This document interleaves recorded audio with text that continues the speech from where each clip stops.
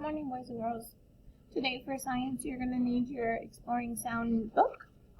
And we are opening it up to this first, or not this first page, but this page. It says sound. Make a list of things you might hear. So, inside, I would like you to pause the video in just a second after I give you directions.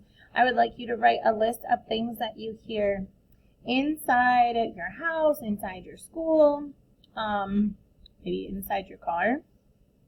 And then what are some of the things that you hear outside? Just what makes noise. So inside, I might hear a radio. I could put a radio. Outside, I might hear horns honking, okay, from the cars. And then what sound do you hear at school? What sound do you remember hearing at school?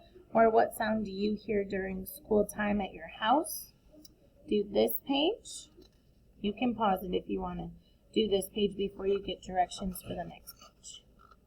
We're doing 2 pages today. Sorry. The next page that you're going to do is a sound sort.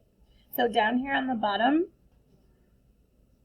you can cut up right here and then go this way to cut out these pictures. You're going to cut the pictures apart and then glue them into the correct category. Does a pumpkin make a sound?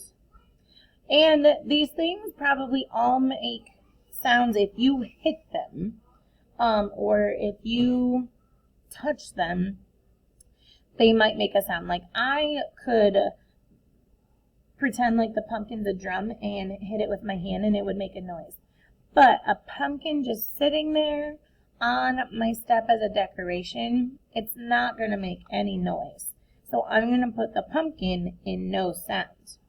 However, seeing a school bus, if the school bus is driving down the road or if it's parked, I can hear its engine going. I can hear it. It also does have a horn. So I would put the school bus in sound. Okay?